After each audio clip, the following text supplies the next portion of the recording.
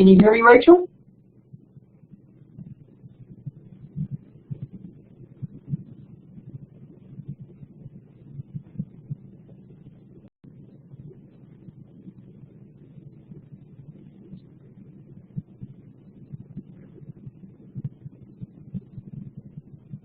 Okay, I think I can see you.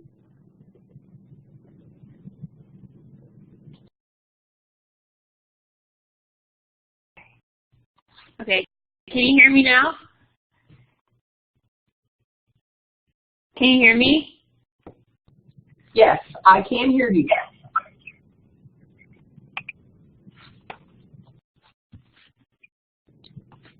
Excellent. One hurdle accomplished. That's always the most challenging, I find, in any web conferencing software, is if you can just get people connected. Yeah. We will wait a few moments. I do think that, well, I know Linda said she was going to try to join us. And Mehdi is working on getting connected. He's having some difficulty. We've already spoke, so I don't know if he's going to join us or not, but I'm going to try to record this session, so for those people that couldn't join, maybe they can watch it later. Okay.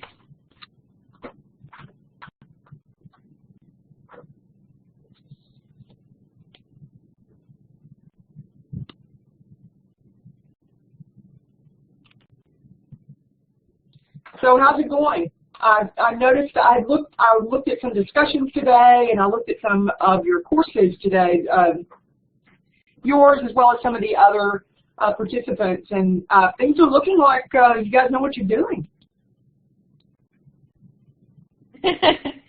Yeah, I think it helps that I know in SLIS we have most of us are teaching the new people are teaching sections of the course that already exist, so we're kind of already been giving the course objectives, which is helpful. Good. A helpful place to start. Good, good. That's good to hear.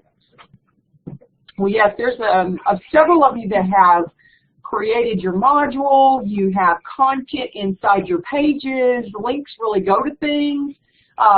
You know, it's not just a shell. So I was very impressed. So some of you are already really working at week 3 level instead of this week. That's fine. That's good to be ahead.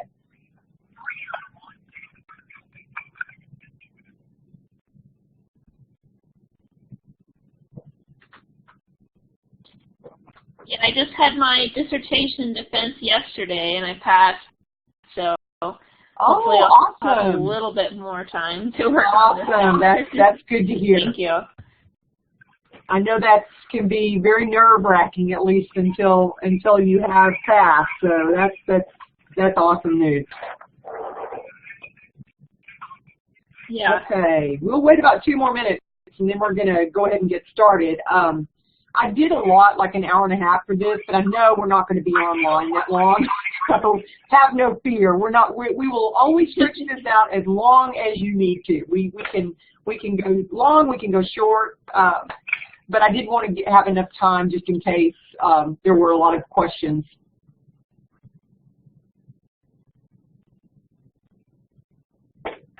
Sounds good.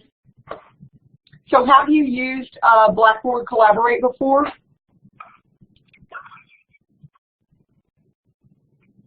I have not, actually. I used Big Blue Button a few years ago, but I haven't used this one. Okay. Well, it's not super complicated. It's got a few quirks, and I'm going to try to show you some of those quirks today while we're connected. And then later, you know, okay, it may be this weekend before I get this out, but I will send you guys some more links to documents to help you use Collaborate if it is something that you want to do in your online courses.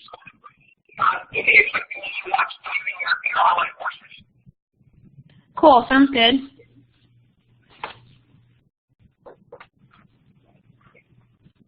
I'm going going to adjust my audio just a little bit. I'm hearing a little feedback, and if this makes it too low, just let me know, and I can turn it back up. Okay. Okay, it's 5, so we're going to get started. Hopefully we'll have another person or two join us, but just in case, you know, we'll at least get started. So what you should see on your side is a welcome to Blackboard Collaborating Canvas whiteboard. And then, of course, you probably have a small thumbnail image of me. And then we've already established that you can hear me, so that's the most important thing, whether you can see me or not, as long as you can hear me. So do you see the whiteboard? Yes. Good. We have a little bit of a lag, and that may be because of our video, so I'll go ahead and turn my video off and just keep my audio on, just to see if that kind of improves things. One of the other things that I'll tell you, by default, Blackboard Collaborate is set up to allow 6 participants to show video at a time. So if you had a class of like 20, you wouldn't be able to see all 20 participants' videos anyways. And oftentimes, if you have a large class in a web conference, it's probably a good idea to just ask everyone to turn off their video. And to maybe only use audio when they need to talk, so they can kind of turn that on and off. All right, so the first thing that I'm going to do is I'm going to show you, I'm going to kind of show you how to load an application. So this screen that you're seeing right now, it's not very complicated. Up here in kind of well, I'll show you that in just a minute. Let me go ahead and load an application first, and then we'll go from there.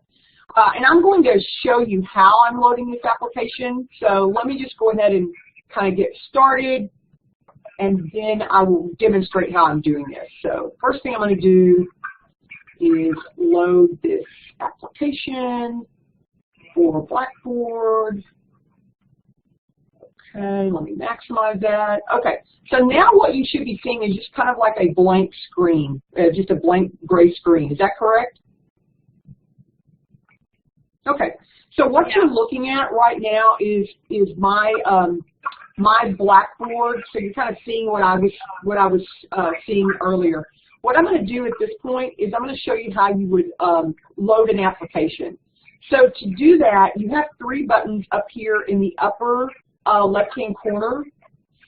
This first one is your whiteboard. So if I wanted to go back to my whiteboard, I could click on whiteboard, and now, you know, I'm back here on my whiteboard. The second one is the application sharing, and then if I wanted to click on that, I could begin sharing some type of application with you. When I chose the whiteboard just a few seconds ago, it actually stopped or paused my sharing. So I'm going to click resume here so that it'll just like start back up. And then the kind of applications that you might want to load could be like a PowerPoint, a Word file, a PDF file, something you have on your computer basically. You also could load a web browser this way.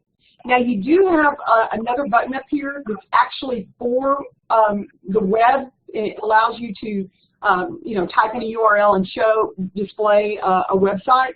I don't like to use it in Blackboard Collaborate because it has a tendency to get blocked by firewalls. And you never know what students are using for virus protection and firewall protection. So I typically don't use this for the web. Oh, hey, there's Jennifer. Yeah, awesome. that makes sense. Hey, Jennifer, can you hear us? Let's give Jennifer Yes, just I can. Okay, great. I have paused my video, so you're not seeing a video of me right now. You can do the same if you want. It just seems like we were getting a little bit of a lag and a little feedback, Rachel and I, so I just turned that off. So we just got started, and I can go back and show you what I was showing Rachel in just a few minutes. But basically what I thought we would do is I would just kind of show you a few things in Blackboard Collaborate. So that's the reason you're seeing my Blackboard Collaborate screen right now. And then after I go through a few of those items with you, I'm just going to give you a chance to talk to one another, talk to me, tell me anything you're struggling with or things are going great with the course. Just, you know, we'll just chit-chat for a few moments, and that'll kind of be it. How's that sound? Sounds good. Okay. Sounds good. So I had just shown Rachel that when you're in Blackboard Collaborate, you have 3 buttons up here at the top left. This first button is your whiteboard, and I created this little whiteboard image a few minutes ago. I'll show you guys how I did that in just a second. And then the second button up here is your application share, and this allows you to share an application with your students. So I clicked on this application share, and I went ahead and over here, kind of where my mouse is, there was a window maximizer. So I just maximized the window so that you could see everything that's on my screen right now. Hey, there's Linda. All right. So now what I'm going to do is I'm going to go up here on the right-hand side where it says Load Content. And I'm going to click on this Load Content button. And I'm actually going to bring up a PowerPoint that I want to share with you guys about Blackboard Collaborate. This is also how I would share a website with you if I wanted to share a browser menu with you. And I'll show you that too in just a minute. So let me just go ahead and navigate to my desktop. I have a little folder here called Faculty Academy, and I have this little short PowerPoint presentation that I created for this session. Yeah, I'm just going to give it a couple seconds to load. And when it gets finished loading, you'll see what's called a page explorer, and this actually shows you all the different slides that are in that PowerPoint, as well as the whiteboard slide. So now what I'm going to do is I'm going to come over here and I'm going to click on the whiteboard, and it's actually what it did is it just loaded that PowerPoint on my whiteboard. So now my whiteboard actually contains that whiteboard page that I created earlier, as well as all of those PowerPoint slides that I just opened up. So that's how you would basically open up a PowerPoint to share with a class if you were doing a synchronous meeting like this in Blackboard Collaborate. I'm going to stop right there and just see if you guys have any comments or questions you want to make. Okay, the next thing that I'm going to do is I'm going to take this little box and I'm just going to slide it over here, because this is how I'm going to navigate through my slide presentation. So you can see my first slide here, synchronous meetings and online teaching. And then as an instructor, I'm just going to click on this, double click actually, on the second slide, and now you'll see the second slide. Now, if I didn't want you guys to see me navigating, I have 2 screens, so I could actually move that off the screen so you wouldn't see it. But I actually wanted it on the screen so you could see how I was doing this. So just briefly, I threw up about 4 reasons why you might want to use a tool like Blackboard Collaborate in Canvas. Obviously, you guys can probably come up with a whole lot better ideas than what I have there, but there's some ideas for things that you can do. One of the things that a lot of the instructors that I've had as an online student have done is this right here, conduct virtual office hours. And sometimes they're optional, and sometimes they'll be required in a course, maybe 1 office hour visit with your instructor per semester to go over a project or something like that. Okay, I'm going to go ahead and go to the next slide. Some of the best practices, I just kind of wanted to go over very quickly some of those best practices, and I'll give you this PowerPoint slide so you will get this in an email a little bit later on. But you know, like anything that you're using, it's probably a good idea to maybe get into the tool before you actually do it with your students. Start really small, so do something that's fairly easy, like what I'm doing with you guys, where we're just kind of meeting and talking. Maybe not have it to be a graded session at first, keep it really short, and have a backup plan just in case things fail. So my backup plan today is, if you watch my mouse right over here up the upper right-hand corner, is I'm recording this. So I've already had one person call me. Mehdi called and he was having trouble getting connected, and he hasn't connected to us yet, so I'm assuming that he's still having difficulty. So I told him, don't worry about it, I'm going to record it, so you'll get a link to the recording, and then that way if you missed it, or because of technical issues, you won't really miss out on the content. Another part of, of best practices is, of course, planning. So having your content ready. So I have a lot of things that were ready before I actually started the session. You could even potentially gather information from participants in advance, or even I could have supplied you with some of this information in advance. And then you definitely want, in Blackboard Collaborate for sure, if you want to go in and you want to set up parameters and functions. Before Linda and Jennifer joined, okay, Rachel, I see you have your hand up. Sorry about that. Go ahead. It's okay, Parley. I just wanted to see how that works. So I'm actually not seeing your screen share. I'm just seeing the slides on the white page. Okay. Is that a case where you needed to like re-enable the screen sharing? It's possible. So but you are seeing the slides, but you're not seeing the page explorer. Is that what you're saying? Right. Yeah, I can't see your mouse. Like I can't see what your mouse is doing. I can Got it. That's an excellent example of what this slide is showing you right here. Setting up your session parameters and functions. So in the session parameters, there is a place where you can tell it to display your mouse. I probably neglected to do that, so that's probably the reason you're not seeing that. And earlier I was talking to Rachel about there is a maximum number of simultaneous talkers and cameras. So, for example, I think it's 6 in Collaborate, at least the version of Collaborate that we use here at TWU. So basically what that means is, like right now, we can all talk because there's only 4 of us on, and you don't have to raise your hand. You can interrupt me at any time and just talk. But if we had like 15 or 20 participants on, or even 7, since the max is 6, then you literally would only be able, like certain people would have to mute their microphone for someone else to be able to talk. So that can get a little tricky, but it's not that hard to manage. And one of the things that I typically do when I do have a webinar that has a large group of people is I just go ahead and tell everyone to mute their microphones and only unmute their microphone when they need to say something. So you can establish, kind of like some procedures or guidelines for your students in your course to follow when you're in this scenario. And that might be your first session, to just go through those. Okay, I'm going to go ahead and go to the next slide because I don't want to hang out here too long.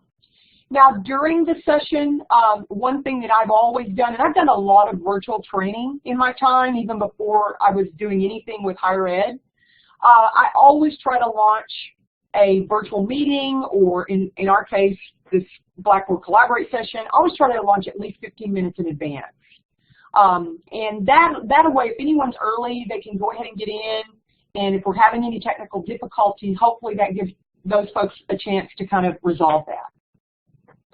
The other thing is, you do want to try to make it interactive. So I'm not doing a great job of that.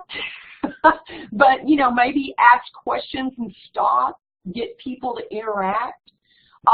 You could even do, like the whiteboard. I can share that with you guys. So I could, like, share that with Jennifer right now and say, Jennifer, write one thing that you've seen that you liked. Or I could just, in this case, I could just ask you. So let's stop for a moment and participate. Let's start with Jennifer, since I just said your name. Jennifer, can you just like break in and tell us something that you've seen that you like or that you don't like? It can be something you don't like. Well, I like that you can almost use it as a tutorial and go through the PowerPoints or particular parts of the chapter, but I haven't used it that much to be able to do that. So I like that I'm being shown some of these extra tools that I can use. I've used it as my online office hours, but no one ever really comes and talks to me then. So, but my question was, they never do. They always email you off to the side. But my question was, do you require them when it's a fully online class to attend one of these sessions? So I've done it both ways. Most of my classes, I don't require any of the online or the synchronous sessions. I make it optional, but I typically make it optional with, like, you get some bonus points if you do it. So it's optional. Okay. I might have 4 in a regular semester course. It's optional. If you join one, you get so many extra points. Now, you don't get extra points for every one you join. You get extra points to join one. And then if you end up coming to all 4, that's great. You just did that on your own. Does that kind of make sense? Okay. Yes, because that's my thing. Yeah, yeah. Okay. I have done a couple of online classes where I did require at least one meeting, and generally that meeting was because I knew I wanted to do a project meeting because we were doing a big in the course, and so I did require that. If you do that, I would strongly urge you to have that, you know, in your syllabus available to your students before they even sign up for your course. Because a lot of people, when they take online, they think it's going to be all asynchronous, and they're not going to have to do anything synchronously. And so they have, like, they can't really organize their life so that they can do anything at a certain time period. So you would want to make sure you make that clear. Good question. Go ahead, Linda or Rachel, whichever one of you wants to be next.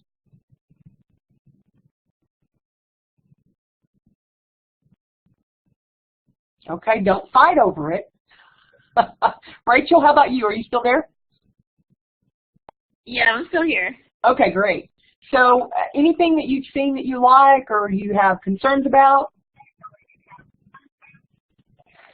I am a little concerned about I guess this might be jumping ahead, so is it possible to have groups of students to break them out into breakout groups if you can only have, say, 6 talking at one time? Is it possible to do breakout groups? Yes, it is. I'm not going to demonstrate that tonight because I don't really have it set up and there's really only 4 of us. But yes, you can set it up where you do breakout groups. And I would strongly, if you have a big class, I would strongly urge you to do that. Teresa? Okay, thanks. Yes. Teresa? Yes. Okay, this is Linda. Can you hear me? I can. Can you hear me okay, Linda? Yes, I can hear you. I'm sorry I didn't press the talk button. No, that's fine. But I do like the interaction that you can have with your students, like voice. They can hear your voice in the sessions. It's interactive, and the fact that you can record the material. Absolutely. Absolutely. So that's a benefit, I think. Okay, great. All right, well, I'm going to go ahead and just blow through the rest of these slides. Not that they're not important, they are, but, you know, I'm going to give you this so you can always go back and view this and send me email, make comments, whatever you need to do. After the session, there's a couple of just little record-keeping things that you need to do. One of the things that can kind of always get you is that if you're recording, you can't actually finish up with the recording until everyone exits the session. So you can ask everyone to exit. Most people are pretty good about getting out as fast as they can. Most students are.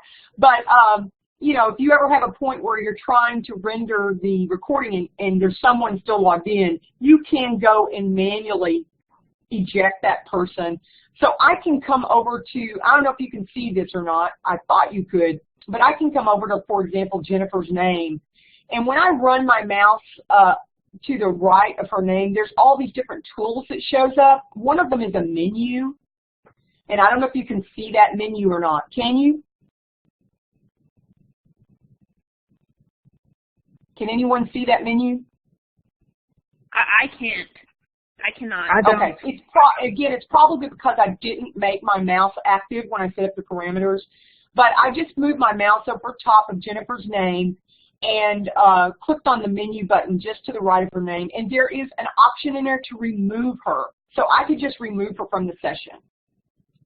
And then, of course, after the session's over, it does take a while for the recording to be available, it's like it has to go through and process it, so it takes it a little while, depending on how long the recording is. If it's 15 minutes, it might not take very long, but if you do like an hour-long session, it could take a while. And then once it's rendered, you can always go back and you can look at those previous, you can look at those recordings. You can even reuse them in another course if you wanted to. Okay.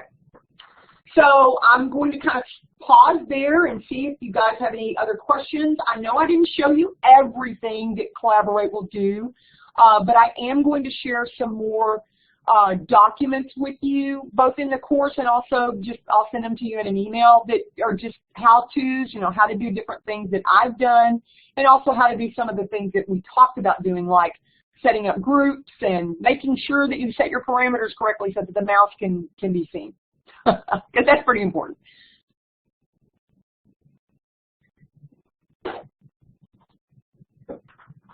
Okay, so any questions about Collaborate? You continue to ask those. I do want to go into the web application and show you how you would show maybe your students something inside the Canvas course, so I'm going to do that. But before I do that, I'm just going to go ahead and throw this out there. I looked at your Canvas field assignment today. I was really impressed. A lot of you are really at week 3 rather than week 2. You're really moving along. You're almost at the end of week 3, and there's 1 or 2 of you that just almost have completed the build assignments.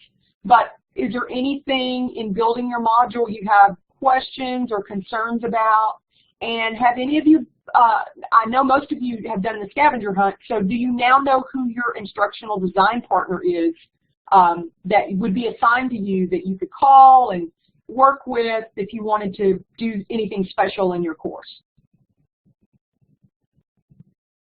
I have a question. Yes. How do you make your Canvas page look like yours, like pretty with the tabs and like the side menu on the right instead of everything being on the left? I am so excited that you asked that. So I love that, and I just that's what I want to do, and I don't know how to do it. Yeah, absolutely. Well, there's a lot of really cool things that you can do in Canvas that maybe aren't to that level, but that you guys can learn how to do. And we do have some courses coming up in August and September on Canvas. Okay. And one in particular that really kind of focuses on that is called Dynamic Design in Canvas, where the trainers, well, I will be one of the trainers, but the instructional design partners really go in and teach you how to do some things like that. But as far as the look of my course, that's been done in a tool called Design Tools. It's kind of an add-on to Canvas. And right now, instructors don't have access to it, only the instructional design partners do. So what you would do is you would get together with your instructional design partner, and who is that for you, Jennifer? Oh, I don't remember. It's okay. It's the business one, but I'm trying to remember who I had. Okay, tell me what department are you in? The College of Business. Okay. I think it's Stacy Greathouse. It used to be her, but I think it's changed to somebody else because it's I don't remember her. Okay, I can look for you. You can also go back and look. You know where to look. But anyway, I'm looking right now. You would just simply give that design, shoot that person an email or give them a call and say, hey, I've been in Faculty Academy. I want my course to look as pretty as hers. How do we do that? She said something about design tools. And your instructional design partner would fix you up. They'll just ask you a few questions, and then they will set you up a welcome page. It looks like that. It looks like whatever you want it to look like, basically. And they can also do some other pages, too. Help you with some other pages, too. Perfect. Question. Thank you. Anyone else?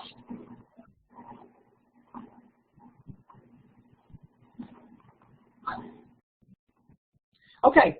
So I'm going to show you how, remember we're in the whiteboard right now. Even though we're looking at a PowerPoint, we had to go up here and go to the application to get the PowerPoint, but we ultimately loaded it into our whiteboard. So what I'm going to do now is I'm going to demonstrate how to open a web browser. And I already mentioned this to Rachel, but at the very top you have 3 buttons. You have that whiteboard button, at the top, kind of left. In the middle, you have what looks like two screens on top of one another. That's that application sharing button. And then over to the right of that, you have what looks like a screen with a globe, and that's your web tour button. What I was telling Rachel before the rest of you joined was we don't typically encourage you to use the web tour button, even though that it makes sense that that's how you would get to a website. And the main reason we don't is because a lot of firewalls block that tool, but so far we haven't ran into any firewalls that block the applications tool. So what we're going to do is we're going to switch over to a web browser now. So because I'm still in the whiteboard, I'm going to click on the application share button, and I'm going to stop sharing. And then as soon as I stop sharing, I'm going to click the Start Sharing button again.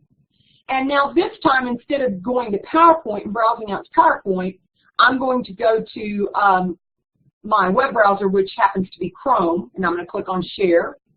And then I'm going to go ahead and expand or maximize the window so that you can see my web browser.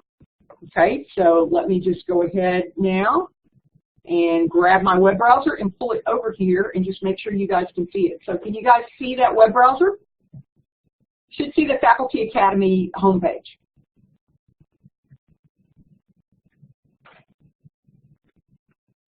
You guys able to see it? Yes. Okay, awesome. Thank you for responding. I needed that verbal feedback.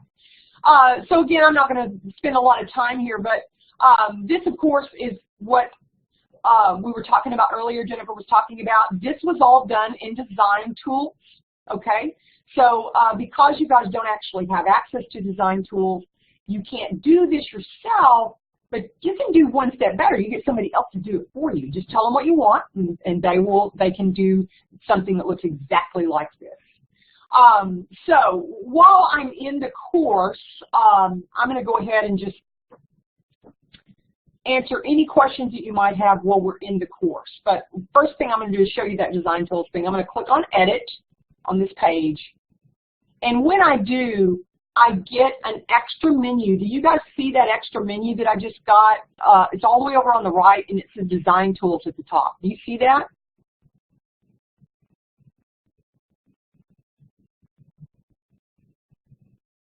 Rachel, can you see that? Yes, I do, yeah. Okay, perfect. So that's, see, when you guys hit edit, you don't get this, but when I hit edit, I do. So I know you couldn't edit my course because you're in it as a student, but obviously if you were in it as a teacher, you know, you would be able to edit it. Okay, I'm going to go ahead and just hit save to get out of that. Now, I do want to ask one question of you, and that is that we're getting to in the Canvas build assignment for this week. I believe you guys are going to be asked, after you do a little bit more work, you'll get to week 4, and then you're going to be asked whether or not you want to share your course with another person, and then that way, if you do, they can look at your course and critique it, and vice versa. You don't have to do that; it's optional. But is anyone thinking about doing that? And if so, do you feel comfortable with how you would make that happen?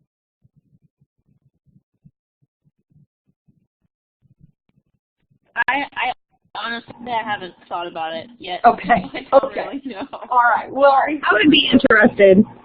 Okay. Okay. Perfect. Yes. But the only thing that I was going to say to that is you'll remember in my instructions. I'm going to go over and click on the Start Here page. In my instructions, if you'll remember, under this Important Please Read tab, I had instructions for you guys to add me as an instructor in your sandbox. So that's what you would have to do. Jennifer, if you wanted to share your sandbox with Linda, for example, and Linda, if you wanted to share your sandbox either back with Jennifer or maybe with Rachel, you would have to kind of use that to do that. You cannot add them as a student in your sandbox, but you could add them as an instructor or something of that nature. And then they're not really going to, I'm not asking you to do anything in there. You're just going to basically look around and then make some comments back to that person, you know, wow, I really like how you did this, or I'm a little confused by your course structure, or this particular item that you have for an assignment it's a fantastic idea, and I think your students will really like it. So you can just give them some constructive criticism, or you can point out some things that you really like.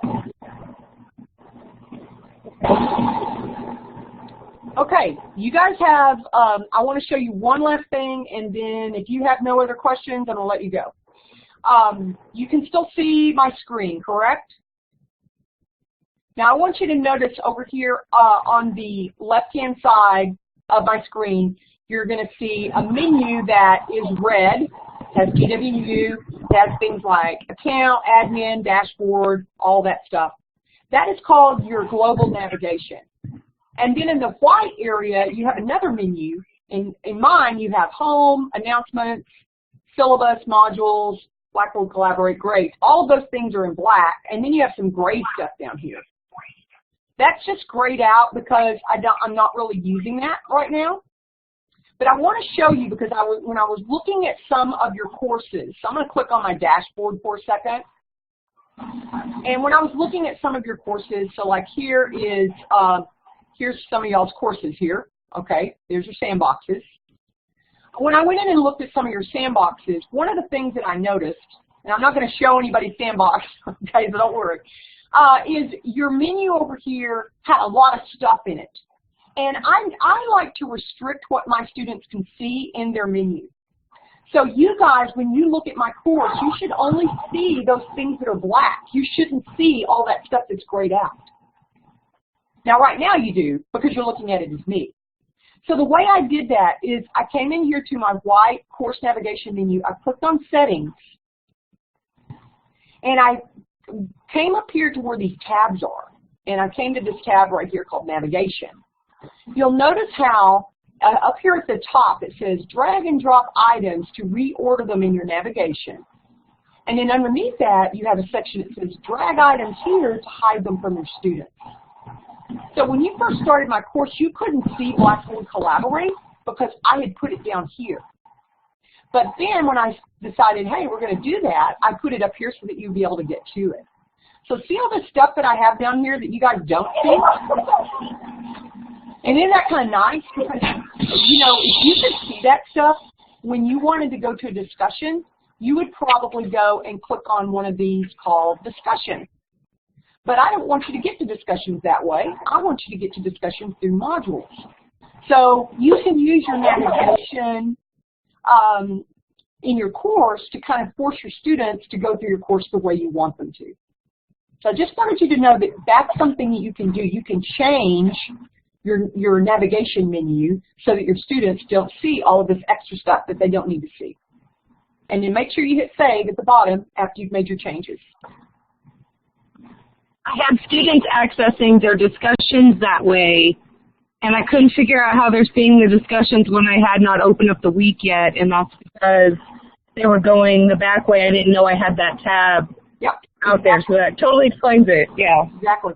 And, you know, they can even get to things through grades. So, like, if I click on grades, they can get to this stuff this way, too. Now, if you have it where it's not available yet, they couldn't, but they can see that it's going to be there at some point. Mm-hmm. So you can even hide grades from them. I mean, I wouldn't hide grades for the whole semester, but if you want to hide grades at certain times, you can do that.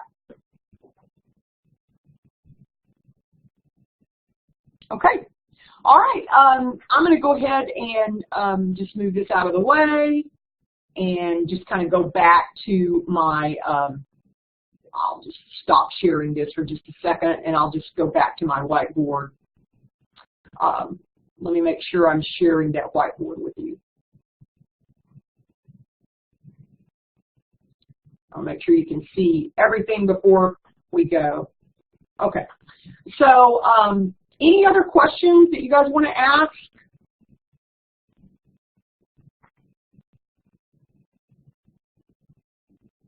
Okay, well, if not, thank you guys for joining me tonight. I appreciate it. And again, if you have any questions, please don't hesitate to call me. email me, and I think I might have even given you guys my cell number now, so if I did, you can always, yes, and I did allow you guys to write on the whiteboard, so you guys can play with the tools if you want. And that is another thing that you can turn on or off in the features for your participants. Thanks so much. You guys have a good evening. Thank you, too. Yeah, thank you. This was very helpful. Thank Okay, you good. as well. Good. I'm so glad. Well, bye-bye. I'll put my video back on so you can see me. And if you guys want to turn your video one at a time on to just wave goodbye to everybody, feel free to do that. Bye.